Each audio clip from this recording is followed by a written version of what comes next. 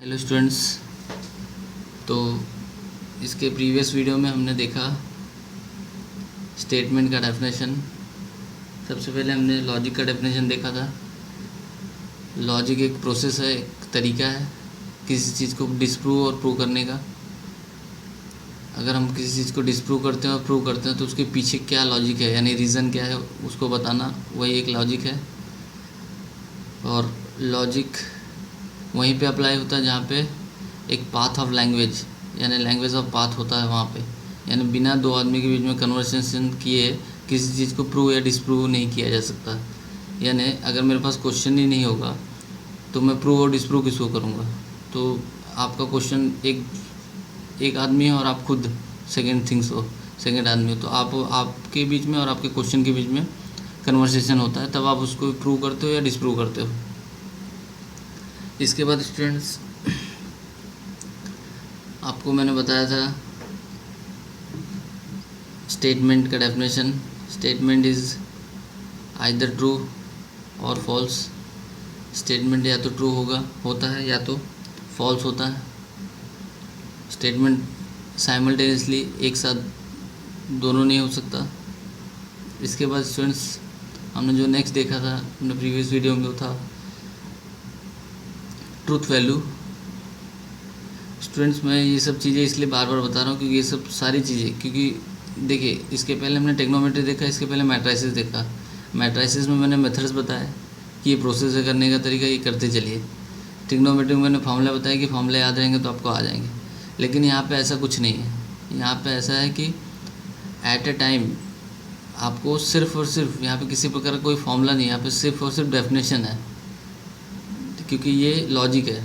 ये daily life example में जो आप कर रहे हो उसी से रिलेटेड चीज़ें हैं, तो इसलिए मुझे रिवाइज़ करना पड़ रहा है और आपको याद भी रखना होगा हमेशा। तो ट्रूथ वैल्यू आपने देखी। ट्रूथ वैल्यू क्या होती है कि अगर कोई स्टेटमेंट है या तो वो सही होगा या तो वो गलत होगा। अगर वो सही होगा तो उसका वैल्यू टी आएगा, यानी ट्रू आएगा, कैपिटल टी से डिनोट किया था। अगर वो स्टूडेंट्स फॉल्स होगा तो उसका वैल्यू एफ आएगा,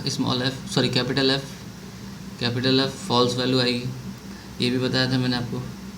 इसके बाद स्टूडेंट्स हमने देखा था कि कब स्टेटमेंट नहीं होगा, और कब स्टेटमेंट नहीं होगा उसके लिए हमने देखा था कि interrogative sentence, order, request, suggestion, exclamatory, ये सारी चीज़ें जहाँ पे होंगी वहाँ पे स्टेटमेंट नहीं होगा।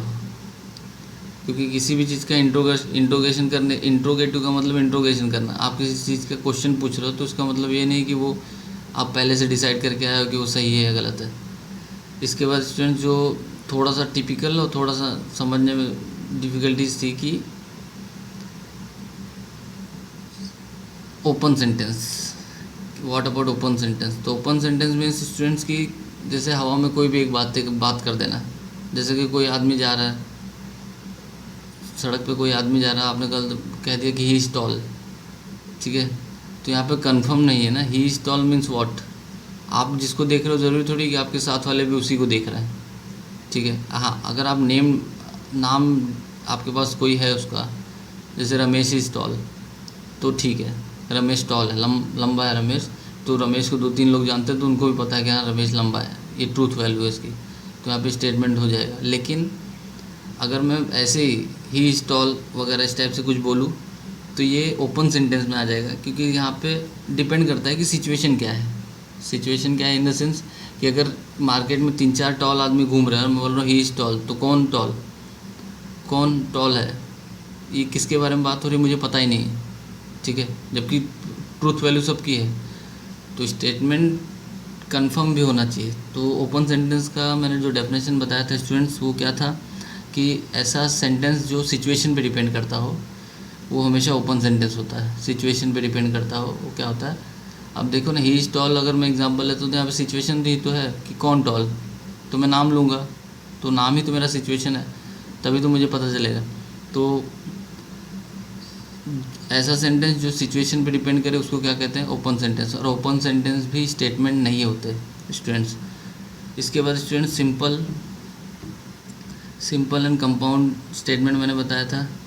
तो सिंपल स्टेटमेंट में मैंने बताया था स्टूडेंट्स कि ऐसा स्टेटमेंट जो आगे जाके स्प्लिट होकर 2-3 स्टेटमेंट में, 2 या उससे ज़्यादा स्टेटमेंट में कन्वर्ट ना हो, उसको सिंपल स्टेटमेंट बोलते हैं। अगर वो 2 या 3 या उससे ज़्यादा में कन्वर्ट होता है तो उसको हम क्या कहेंगे, कंपाउंड स्टेटमेंट। इसके बाद स्टूडेंट्स लॉजिकल कनेक्टिविटीज़ बताई थी मैंने, 5 तरीके के लॉजिकल कनेक्टिव्स थे जो आपके सिलेबस में, बाकी तो लिटरेचर इंग्लिश में तो बहुत सारे कनेक्टिव्स हैं, लॉजिकल नहीं बोल सकते, कनेक्टिव्स हैं इंग्लिश लिटरेचर में, बट मैथ्स में जो लॉजिकल कनेक्टिव्स हैं वो सिर्फ 5 है। जिसमें पहला जो लॉजिकल कनेक्टिव्स था वो एंड था, फिर उसके बाद और था, थर्ड था इफ़ एंड देन, फोर्थ था इफ़ एंड ओनली इफ़, और फिफ्थ था आपका नॉट, फिफ्थ आपका नॉट था।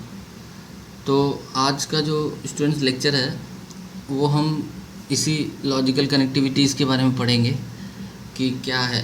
तो उसका मैथमेटिकल नाम पढ़ेंगे सबसे पहले, मैथमेटिकल नाम क्या है उसका, उसके बारे में जानेंगे, फिर उसका ट्रूथ टेबल, क्योंकि अब आपका जो टर्म जो मैं आपको बताने जा रहा हूँ इस वीडियो में, आपके एग्ज़ाम में 3 मार्क्स का ट्रूथ टेबल और 3 मार्क्स का लॉजिकल सर्किट, स्विचिंग सर्किट, ये दोनों 3 मार्क्स के क्वेश्चन आते हैं। स्टेटमेंट है या नहीं है ये मल्टीपल चॉइस में क्वेश्चन आता है 1 मार्क्स के लिए, तो मल्टीपल चॉइस है 1 मार्क्स का जो क्वेश्चन है उसमें, लेकिन 3 मार्क्स के क्वेश्चन अगर आपको सॉल्व करना है जो कि बहुत ईजी है इसमें, उसके लिए आपको ट्रूथ टेबल पता होना चाहिए और लॉजिकल सर्किट पता होना चाहिए। तो लॉजिकल सर्किट तो स्टूडेंट बहुत दूर है अभी यहाँ पे स्टार्ट हो रहा है आपका कनेक्टिव्स, और हर एक कनेक्टिव्स का अपना अपना ट्रूथ टेबल है, यानी वो वर्क कैसे करता है उसमें।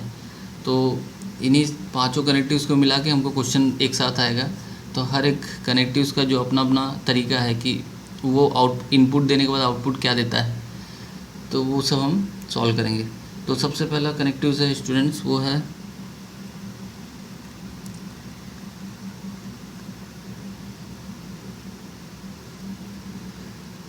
कंजंक्शन। वो क्या है, कंजंक्शन है। और स्टूडेंट्स इसी कंजंक्शन का नाम क्या है, डेली लाइफ में इसी कंजंक्शन को आप लोग बोलते हो एंड, डेली लाइफ में इसको क्या बोलते हो, एंड बोलते हो, ठीक है। तो इसके बारे में लिखते थोड़ा, if 2 statement are combined using the connectives। अब स्टूडेंट दो स्टेटमेंट को कंबाइन लिख रहे हैं, तो इसका मतलब ये है कि उनके बीच में कोई ना कोई कनेक्टिव्स होगा जो उनको ज्वाइन करेगा। तो अगर वो कनेक्टिव्स एंड है, then it is called as conjunction, then it is called as conjunction। तो 2 स्टेटमेंट अगर एंड से ज्वाइन हो रहा है तो उसको क्या कहेंगे, कंजंक्शन कहेंगे। या अदर वे से हम लोग बोल सकते हैं सिंबॉलिक फॉर्म में, symbolic form in the sense हमारे पास स्टेटमेंट को डिनोट करने के सिंबल से, जो मैंने बताया था आपको PQR, ठीक है। तो अगर सपोज़ मेरे पास 2 स्टेटमेंट है, suppose P and Q are 2 statement,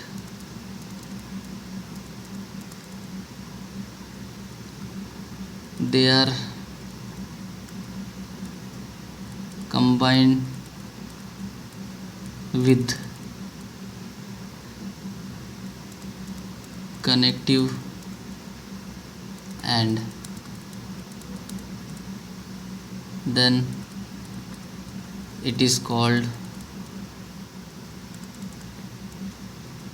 conjunction।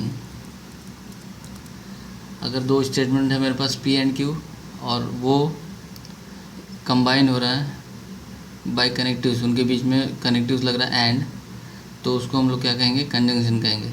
अब स्टूडेंट्स P and Q अगर 2 स्टेटमेंट है तो उनको कंबाइन करेंगे तो it is denoted by, obvious है P and Q तो लिखेंगे नहीं, तो it is denoted by P and Q। तो ये स्टूडेंट सिंबल है किसका, कंजंक्शन का, एंड ये किसका है, सिंबल है कंजंक्शन का, पी एंड क्यू। तो दो स्टेटमेंट है, सपोज दो स्टेटमेंट ले लेते हैं, 3 is prime and 4 is even. तो मैं एग्जांपल ले लेता हूँ, उसके बाद ट्रूथ टेबल बताता हूँ। तो एग्जांपल ले लेते हैं, example 3 is a prime and 4 is even number. तो 3 is prime and 4 is even number. तो आप लिखोगे कैसे स्टूडेंट्स, पी और 2 कॉलन, ये 2 डॉट मतलब कॉलन होता है, पी कोलन 3 इज़ प्राइम, ये पहला स्टेटमेंट हो गया आपका। फिर आपका क्या आएगा, Q colon 4 is even means 3 is prime number. लिख देता हूँ, नहीं तो आप तो कहोगे सर प्राइम ही सिर्फ नंबर नहीं है, तो even number, 3 is prime number and 4 is even number. तो सबसे पहले आप ऐसे दो स्टेटमेंट दिए होंगे तो आप उसको सिंबॉलिक फॉर्म में पी एंड क्यू में लिखोगे। अब इसका जो सिंबॉलिक फॉर्म आएगा क्या आएगा, पी और इसके बीच में क्या है, एंड है ना, कनेक्ट हो रहा है किससे, एंड से। तो क्या आ जाएगा, पी एंड क्यू दोनों एक दूसरे से ज्वाइन है किससे, एंड से।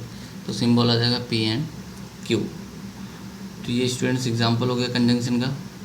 किसका एग्जाम्पल हो गया, कंजंक्शन का। अब स्टूडेंट्स इसके बाद जो टर्म मैं एक्सप्लेन करने जा रहा हूँ वो बहुत इंपॉर्टेंट टर्म है, वो है इस कंजंक्शन का ट्रुथ टेबल। वो क्या है, इस कंजंक्शन का ट्रुथ टेबल, यानी आप ये कह सकते हैं कि बस ट्रुथ टेबल, अगर स्टेटमेंट जो इसके पहले के जितने भी डेफिनेशन वगैरह थे आप भूल भी गए तो आपका लॉस सिर्फ 1 मार्क्स या 2 मार्क्स का होगा। लेकिन ट्रुथ टेबल अगर आपको बनाने नहीं आया, आप भूल जाते हो, तो आप समझ लो कि आपका 6 मार्क्स का लॉस होगा, क्योंकि लॉजिकल सर्किट में भी ट्रुथ टेबल बनाना है और इसमें भी, और दोनों से क्वेश्चन कंफर्म है जो आते ही है एग्ज़ाम में। तो ये आपको दिमाग में रखना है। तो कंजंक्शन के लिए ट्रुथ टेबल कैसे बनता है देखना ध्यान से। तो कंजंक्शन, तो truth table for conjunction,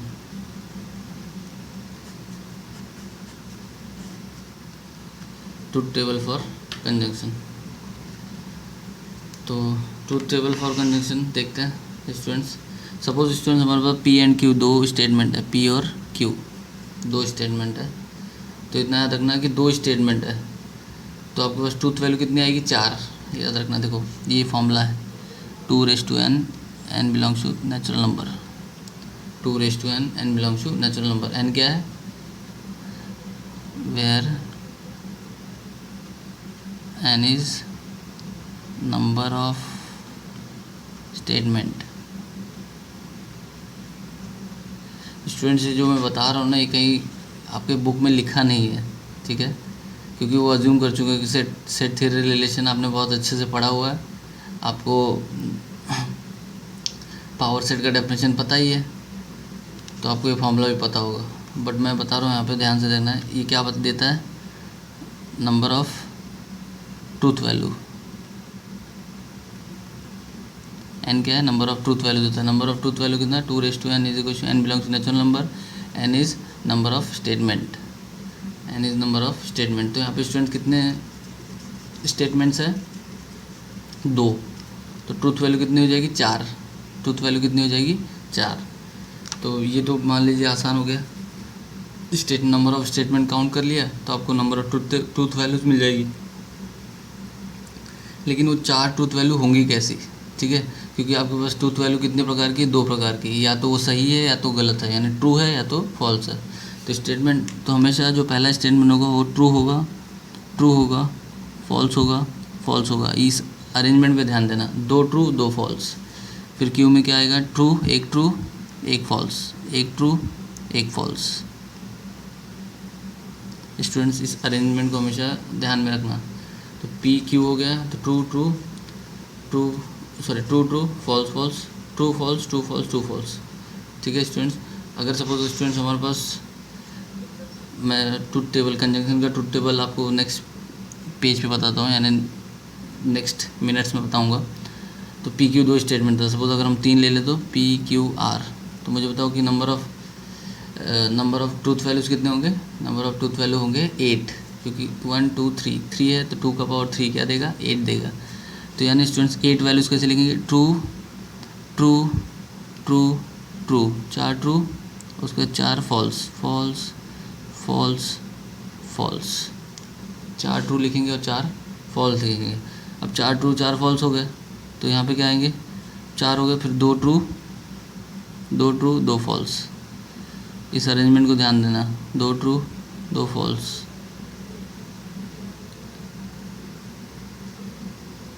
2 true 2 false, 2 true 2 false, 2 true 2 false. R में क्या आएगा, true false, 1 true 1 false, 1 true 1 false, 1 true 1 false, 1 true 1 false.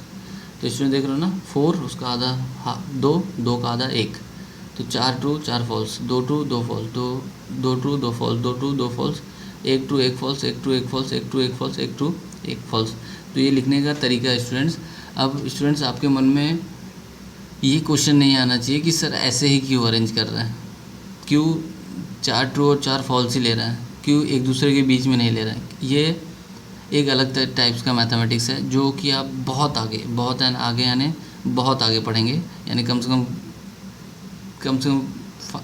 5 years के बाद पढ़ेंगे। बुलियन अलजेब्रा करके एक मैथमेटिक्स आता है, तो बुलियन अलजेब्रा करके स्टूडेंट्स एक मैथमेटिक्स का ब्रांच है जहाँ पे वो अलग टाइप्स का मैथमेटिक्स है, जहाँ पे बाइनरी बीट्स वगैरह कैलकुलेट करते हैं। तो वहाँ पे इसके बारे में पता है, वहाँ पे दिया हुआ है कि कैसे क्या होता है, लेकिन वो एक्सप्लेन करने के चक्कर में मुझे बहुत सारी चीज़ें और उसके पहले एक्सप्लेन करनी पड़ेगी। तो उससे बेटर है कि आप सिर्फ ये जानिए कि पी क्यू आर ये रीअरेंजमेंट कैसा है। 2 है तो कैसा आएगा, 2 ट्रू 2 फॉल्स, 1 है तो ट्रू फॉल्स 2 फॉल्स, 3 है तो कितने ट्रूथ वैल्यूज आएंगे, 8। अरेंजमेंट कैसे होगा, 4 ट्रू 4 फॉल्स पहले में, फिर दूसरे में 2 true 2 false, 2 true 2 false, R में 1 ट्रू 1 फॉल्स, 1 ट्रू 1 फॉल्स।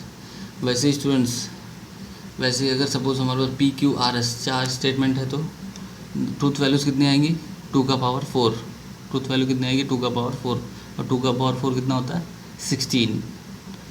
तो टोटल ट्रूथ वैल्यूज़ कितनी हो गई, 16 हो गई। अब 16 कैसे अरेंज करेंगे, तो पी में कितना आएगा, 8 बार ट्रू आएगा, 8 बार फॉल्स आएगा। फिर उसके बाद क्यू में कितना आएगा, 4 बार ट्रू 4 बार फॉल्स, 4 बार ट्रू 4 बार फॉल्स। फिर आर में कितना आएगा, 2 true 2 false, 2 true 2 false, 2 true 2 false, 2 true 2 false. S में कितना आएगा, 1 true 1 false, 1 true 1 false, 1 true 1 false. तो ये तरीका है स्टूडेंट्स। यानी सबसे पहले क्या करना है कि number of truth values find करना है, number of truth value find करना है। Suppose number of truth value 8 है, तो 8 में से 4 आपको 4 ट्रू ले लेना और 4 फॉल्स पी में। फिर उसके बाद 4 ट्रू का आधा करेंगे तो 2 ट्रू आएगा, 4 फॉल्स का आधा करेंगे 2 फॉल्स, तो 2 ट्रू 2 फॉल्स, 2 ट्रू 2 फॉल्स। फिर यहाँ पे 2 ट्रू और 2 फॉल्स था, 2 ट्रू का आधा करेंगे तो कितना आएगा, 1 ट्रू, तो 1 ट्रू और 2 फॉल्स का आधा करेंगे तो 1 फॉल्स, तो 1 true 1 false, 1 true 1 false, 1 true 1 false. तो ऐसे आपको रीअरेंजमेंट करना है स्टूडेंट्स।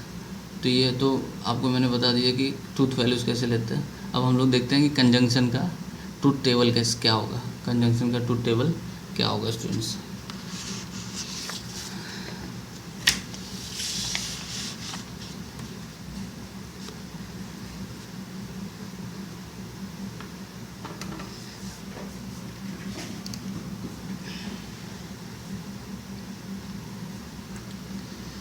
तो यहाँ पे वापस शेडिंग डाल देता हूँ, truth table for conjunction, CUNJUNCTION, conjunction means what, ये तो भूलना ही नहीं है, मीन्स एंड। अब इसका ट्रूथ टेबल देखते हैं। तो सपोज स्टूडेंट्स मैं 2 स्टेटमेंट के लिए सॉल्व कर रहा हूँ, इसका मतलब ये नहीं कि 3 स्टेटमेंट आएगा तो बदल जाएगा, 4 आएगा तो बदल जाएगा, ऐसा कुछ नहीं। जो 2 स्टेटमेंट के लिए हो रहा है वही 4 स्टेटमेंट के लिए भी होगा। तो यहाँ पे सपोज आपके पास 2 स्टेटमेंट है पी और क्यू, तो क्या हो जाएगा, true true false false, true false true false. अब एक बात स्टूडेंट्स, जो फॉर्मूला मैंने नंबर ऑफ़ ट्रूथ वैल्यूज़ के लिए लिखा था वो फॉर्मूला लिखना नहीं है, वो याद रखना है। नंबर ऑफ़ स्टेटमेंट लिखना है, कितने ट्रूथ वैल्यूज़ आएंगे उसके बारे में पता करना है, बस उसको लिख देना है। तो आपको वो मेंशन नहीं करना है। तो यहाँ पे कितने स्टेटमेंट्स हैं, 2 हैं, पी और क्यू। तो ट्रूथ वैल्यूज़ कितने आएंगी, 4। कैसे आएंगी, 2 true 2 false, 1 true 1 false, 1 true 1 false. Okay, then हमारा क्या है, पी एंड क्यू फाइंड करना है हमको। क्या फाइंड करना है, पी एंड क्यू। तो स्टूडेंट्स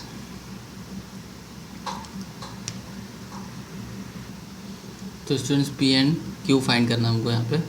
तो पी एंड क्यू में क्या करते हैं, ध्यान से सुनना आपको, कि दोनों स्टेटमेंट में से अगर कोई भी स्टेटमेंट गलत है, ठीक है, दोनों स्टेटमेंट में से कोई भी स्टेटमेंट गलत है यानी फॉल्स है, एफ है, F means false, T means true, दोनों स्टेटमेंट में से पी एंड क्यू में से कोई भी स्टेटमेंट अगर गलत है तो आपको हमेशा आउटपुट, पी एंड क्यू का आउटपुट हमेशा क्या मिलेगा, फॉल्स मिलेगा। तो यहाँ पे ट्रू ट्रू क्या होगा, ट्रू होगा। अब यहाँ पे ट्रू फॉल्स है तो एक स्टेटमेंट गलत है और एक सही है, लेकिन इसका आउटपुट हमेशा क्या मिलेगा, फॉल्स, फॉल्स ट्रू फॉल्स। अब यहाँ पे मैंने यहाँ पे एक सही एक गलत है तब भी फॉल्स मिला, यहाँ पे दोनों गलत है तो क्या होगा, फॉल्स। क्या होगा, फॉल्स। यहाँ पे स्टूडेंट्स अगर एग्जांपल में देखें हम लोग, अगर हम एग्जांपल देखें तो अगर सपोज़ एग्ज़ाम्पल अगर हम लोग देखें, इसके पहले वाला एग्ज़ाम्पल जो थोड़ी देर पहले कंजंक्शन में मैंने लिखा था, 3 is prime number and 4 is even number, 3 is prime number and 4 is even number. तो वो पूरा का पूरा 3 is prime number and 4 is even number, वो पूरा का पूरा स्टेटमेंट सही है, पूरा का पूरा स्टेटमेंट क्या है, सही है, क्योंकि 3 प्राइम नंबर है और 4 इवन नंबर है ही, तो ट्रू ट्रू ट्रू हो गया। लेकिन अगर मैं कहूँ कि ट्रू मतलब 3 इज़ प्राइम नंबर तो है पहला स्टेटमेंट, फॉल्स मतलब 4 जो है इवन नंबर नहीं है, तो गलत हो गया स्टेटमेंट। अगर मैं बोलूँ 3 is prime number and 4 is not a even number, तो इसका मतलब स्टेटमेंट ही गलत हो गया, इसलिए आंसर क्या आ गया, फॉल्स। इसके बाद 3 is not prime number and 4 is even number, तब भी स्टेटमेंट गलत हो गया, तो आंसर क्या मिल जाएगा, फॉल्स। अब इसमें तो दोनों स्टूडेंट दोनों को चीज़ें गलत हैं कि 3 is not a prime number and 4 is not a even number, अब दोनों चीज़ें क्या हैं, गलत है, इसका मतलब आंसर क्या मिल जाएगा, गलत आउटपुट। तो स्टूडेंट्स हमेशा एक चीज़ दिमाग में रखना है कि पी एंड क्यू अगर 2 स्टेटमेंट दिए हैं तो उनका जो आउटपुट है, अगर पी एंड क्यू अगर 2 स्टेटमेंट दिए हैं तो उनके किसी भी स्टेटमेंट में या तो पी का वैल्यू या तो क्यू का वैल्यू, दोनों में से किसी का भी वैल्यू अगर फॉल्स है तो उसका आंसर फॉल्स मिलेगा। अगर दोनों फॉल्स है तब भी आंसर फॉल्स ही आएगा, लेकिन दोनों ट्रू है तो आंसर क्या मिलेगा, ट्रू। अगर एक भी फॉल्स है तो आंसर क्या मिलेगा, फॉल्स, और दोनों फॉल्स है तो आंसर तो फॉल्स आएगा ही। ओके स्टूडेंट्स, तो इसके बारे में मैं लिख देता हूँ यहाँ पे, इफ़ पी एंड क्यू। अब स्टूडेंट जो मैं लिख रहा हूँ ये भी मेंशन नहीं किया हुआ टेक्स्ट बुक में, इसलिए केयरफुली आपको ये सब चीज़ें लिख के रखनी है जिससे याद रहे। P and Q R 2 statement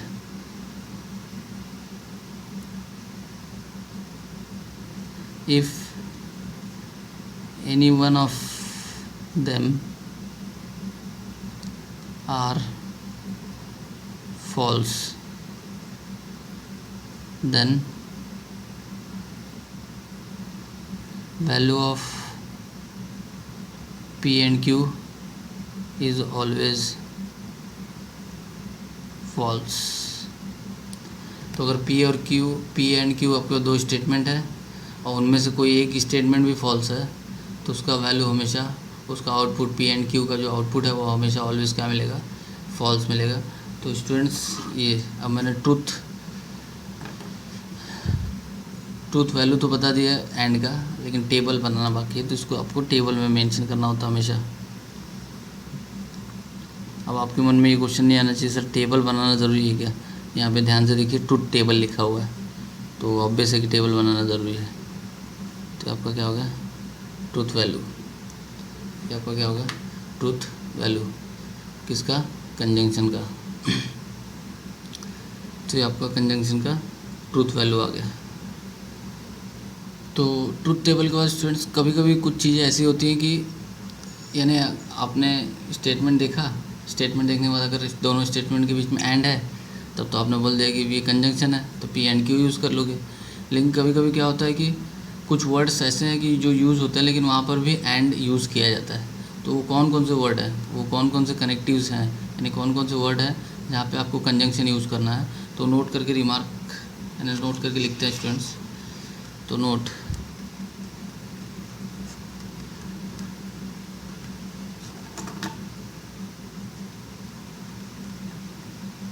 words such as but, comma, yet, but, yet, उसके बाद दो, फिर still, इसके बाद in spite,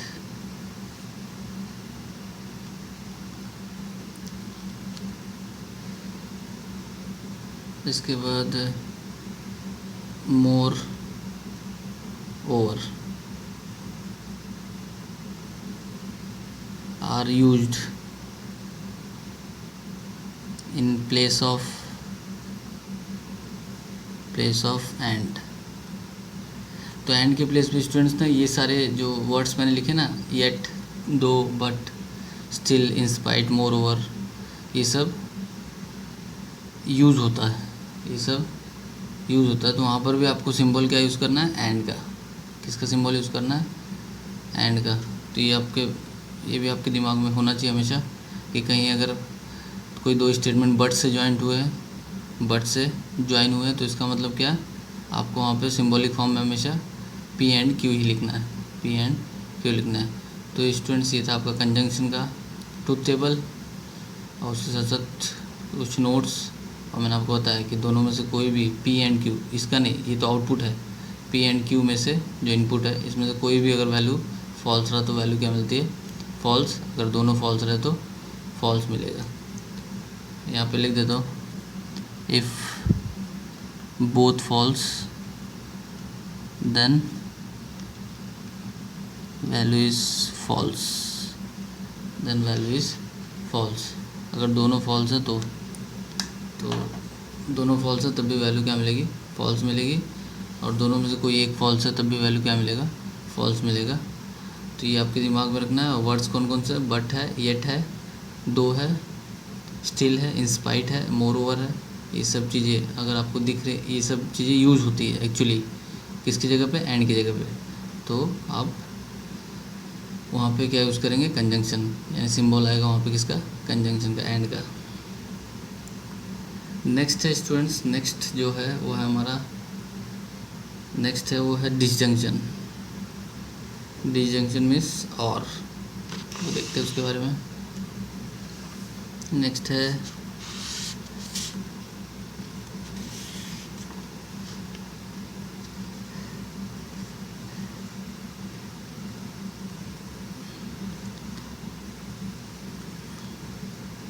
डिसजंक्शन। नेक्स्ट क्या है, डिसजंक्शन, और जिसको हम क्या कहते हैं, जिसको हमने कहा था और, जिसको क्या कहते हैं और। तो दो स्टेटमेंट और से भी ज्वाइन होते हैं, या का मतलब।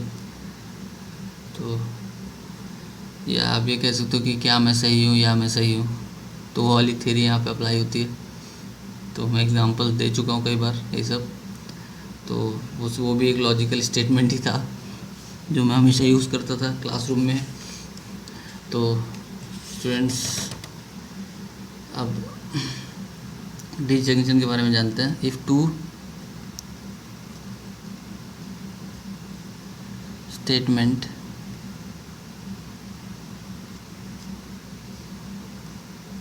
Are combined by using connective or then it is called disjunction.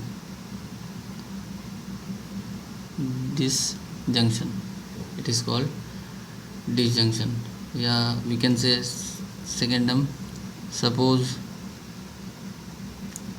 P and Q are two statement.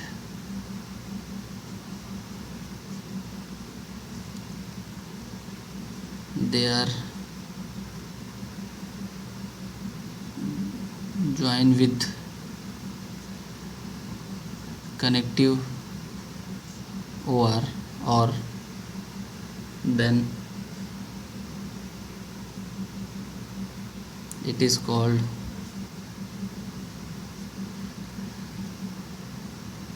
disjunction. Then it is called disjunction. Symbol देख लेते हैं स्टूडेंट्स। तो एंड में इस टाइप से लिखा था और में इसको उल्टा लिखेंगे। एंड ये एंड है और ये और है, ध्यान देना स्टूडेंट्स।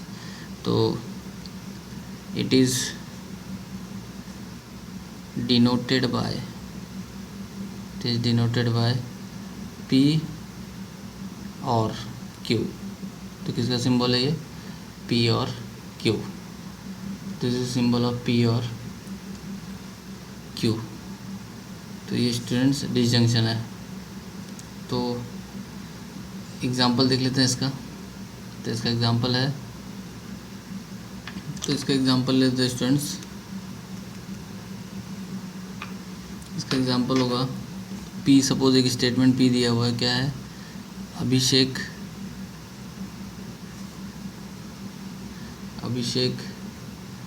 Is handsome. और Q दिया हुआ है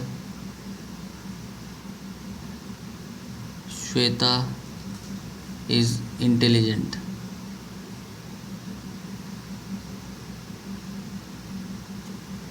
सपोज दो स्टेटमेंट दिया है, Abhishek is handsome and Shweta is intelligent. तो इनको ज्वाइन करना है स्टूडेंट। तो P और Q से ज्वाइन कैसे करेंगे, या कैसे ज्वाइन करेंगे? अभिषेक इज हैंडसम और श्वेता इज इंटेलिजेंट। वही लिखा हुआ है अभिषेक इज हैंडसम। तो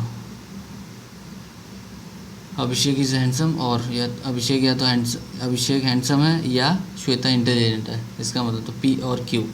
ठीक है। तो अगर ये स्टेटमेंट दिया होता अभिषेक इज हैंडसम और श्वेता इज इंटेलिजेंट, तो P और Q इस टाइप से नोटेशन मिलता है स्टूडेंट्स। तो ये भी आपको ध्यान रखना है कि और जहाँ पे आए वहाँ पे आपको यूज़ करना है क्या? डिसजंक्शन का सिंबल।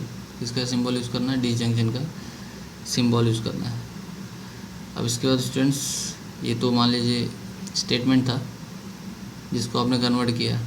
ये स्टेटमेंट है, आपने कन्वर्ट किया उसको किसके? लॉजिकल सिंबॉलिक फॉर्म में। ये लॉजिकल सिंबल है P और Q, क्योंकि आपने P को क्या डिनोट किया है? Abhishek is handsome. Q को क्या डिनोट किया है? Shweta is intelligent. तो आपको सिंबल क्या मिला? P और Q।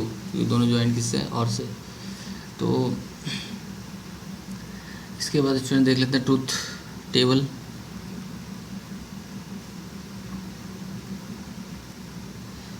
फॉर डिसजंक्शन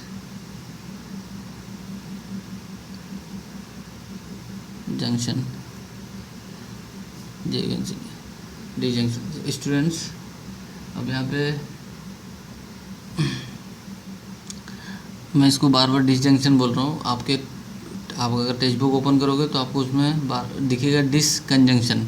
ठीक है, डिसकंजंक्शन। और ऑब्वियस है कि एंड का उल्टा या ही होता है। या मतलब इंग्लिश वाला या नहीं, हिंदी वाला या। और एंड की जगह पे हमेशा अगर एंड का उल्टा लिखना होता तो और ही लिखता है। तो इसलिए वहाँ पे डिसकंजंक्शन, लेकिन कहीं कहीं इसको डिसजंक्शन भी बोलता है। तो इसलिए मैंने यहाँ पे डिसजंक्शन ही यूज़ किया है।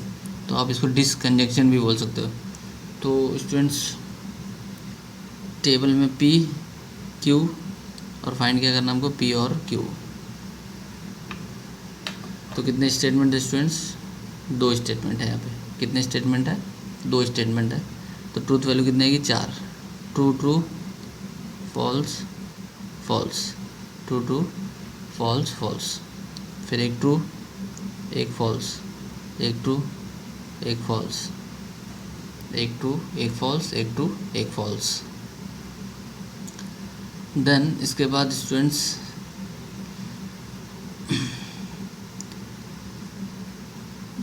यहाँ पे जो ध्यान रखना है, कंजंक्शन में कैसा था, एंड में कैसा था कि दोनों में से कोई भी वैल्यू अगर फॉल्स है या दोनों फॉल्स है तो आउटपुट हमेशा क्या आएगा, फॉल्स आएगा। लेकिन इसमें उल्टा है उसका, कैसा है कि दोनों अगर ट्रू है तो ट्रू, ठीक है, लेकिन दोनों में से कोई भी फॉल्स है तब भी स्टेटमेंट का मतलब नहीं बदलता। ट्रू फॉल्स, अगर दोनों में से कोई भी एक, इसमें याद रखना है, उसमें क्या याद रखना था कि दोनों में से कोई भी अगर फॉल्स है तो स्टेटमेंट का वैल्यू क्या मिलेगा, फॉल्स। या दोनों फॉल्स है तो वैल्यू क्या मिलेगा, फॉल्स। किसमें, कंजंक्शन में। डिसजंक्शन में आपको याद रखना है कि दोनों में से कोई भी अगर ट्रू है, दोनों में से कोई भी अगर ट्रू है तो वैल्यू क्या मिलेगी, ट्रू मिलेगी। और दोनों अगर फॉल्स है तो वैल्यू क्या आएगा, फॉल्स। तो यहाँ पे देखो ट्रू ट्रू ट्रू है तो ट्रू ही आया, मतलब अभिषेक हैंडसम है और श्वेता इंटेलिजेंट है, मुझे कोई उससे कोई प्रॉब्लम ही नहीं है, ठीक है, दोनों ट्रू स्टेटमेंट है, ओके, ठीक है। अब ट्रू क्या है, अभिषेक हैंडसम है और श्वेता फॉल्स है, मतलब क्या है, श्वेता इंटेलिजेंट नहीं है, तब भी स्टेटमेंट का कोई मतलब बदला गया, क्योंकि वो और है ना, या हो सकता है, पॉसिबिलिटी है, या करके लिखा हुआ है। तो अभिषेक इज़ हैंडसम और श्वेता इज़ नॉट इंटेलिजेंट, तो इसका मतलब फॉल्स, ट्रू फॉल्स ट्रू। तो स्टेटमेंट का आउटपुट तो बदल नहीं रहा ना, क्योंकि दोनों में से कोई एक भी सही हो गया, अगर दोनों में से कोई भी एक भी सही हो गया तो इसका मतलब वैल्यू क्या हो जाएगी, सही हो जाएगी। तो ट्रू फॉल्स, इसका भी आंसर क्या देगा, ट्रू देगा। अब फॉल्स ट्रू यानी अभिषेक हैंडसम नहीं है, अथवा या श्वेता इंटेलिजेंट है। तो अभिषेक नहीं है तो डजेंट मैटर, बट श्वेता तो इंटेलिजेंट ही है ना, क्योंकि श्वेता की इंटेलिजेंसी अभिषेक के हैंडसम होने पे डिपेंड नहीं करती, और अभिषेक के हैंडसम होना ये श्वेता की इंटेलिजेंसी पे डिपेंड नहीं करता। तो इसका मतलब फॉल्स ट्रू, तो इसमें भी क्या आएगा आंसर, ट्रू। अब स्टूडेंट्स अभिषेक हैंडसम नहीं है और श्वेता भी इंटेलिजेंट नहीं है, तो ये पूरा का पूरा मीनिंग बदल गया इसका, पूरा का पूरा मीनिंग बदल गया इसका। तो फॉल्स फॉल्स, इसका आंसर क्या आ जाएगा, फॉल्स। अगर दोनों फॉल्स है तो फॉल्स, दोनों में से कोई भी एक ट्रू है तो ट्रू, आपको ये याद रखना है।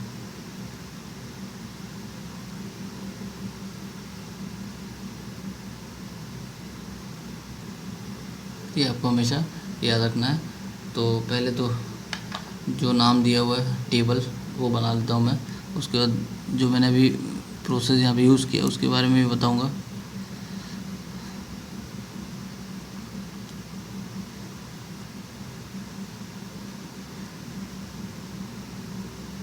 टेबल बन गए। अब if P and Q are two statement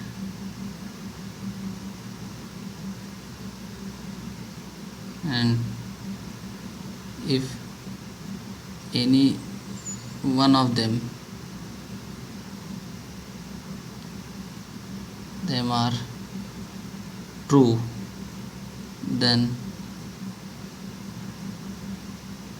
truth value is always, अगर दोनों में से कोई एक भी अगर ट्रू है तो truth value is always true, truth value is always true. If both are false, if both are false then truth value is false। अगर दोनों गलत है तो आउटपुट क्या मिलेगा, फॉल्स मिलेगा। तो ये सब चीज़ें स्टूडेंट्स आपको याद होनी चाहिए टेबल बनाने से पहले, क्योंकि मैं फिर से कह रहा हूँ कि ये तो सिर्फ एक एक चीज़ों का है। क्योंकि आपको मैं बता दूँ कि किसी पैराग्राफ को अगर आप पढ़ रहे हो तो उसमें कितनी बार एंड और कितनी बार और आएगा ये आपको पता नहीं है, ठीक है। तो उसमें कई सारे स्टेटमेंट हो सकते हैं, तो उन सब का ट्रूथ टेबल बनाना पड़ेगा। तो इसका मतलब ये ऑब्वियस है कि आपको ये कंजंक्शन, डिसजंक्शन, कंडीशनल यानी if and then, biconditional यानी इफ़ एंड ओनली इफ़, और नेगेशन एंड नॉट, ये सब एक साथ भी आ सकता है, तो उन सबको एक साथ यूज़ करना पड़ेगा, तो इसलिए ये सब चीज़ें याद होनी ज़रूरी है।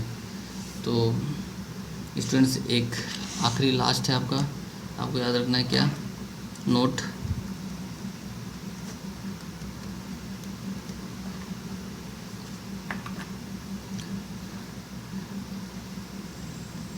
वर्ड एज एटलीस्ट, जहाँ पे वर्ड एटलीस्ट दिखेगा वहाँ पे आप हमेशा यूज़ करोगे क्या, डिसजंक्शन, यानी और की जगह पे क्या दिखेगा, at least we use disjunction, we use disjunction. तो जहाँ पे वर्ड डिसजंक्शन दिखेगा वहाँ पे आपको, सॉरी, जहाँ पे वर्ड एटलीस्ट दिखेगा वहाँ पे आपको हमेशा क्या यूज़ करना है, डिसजंक्शन यूज़ करना है। तो स्टूडेंट्स ये आपका ट्रूथ टेबल था, किसका, डिसजंक्शन का था, किसका ट्रूथ टेबल था, डिसजंक्शन का। अभी मैं बता दूं कि अभी 3 कनेक्टिविटीज़ बाकी है, 3 कनेक्टिव्स क्या हैं, बाकी हैं जो यूज़ करनी है हमको। तो बाकी का सेशन स्टूडेंट्स अपने नेक्स्ट वीडियो में देखेंगे।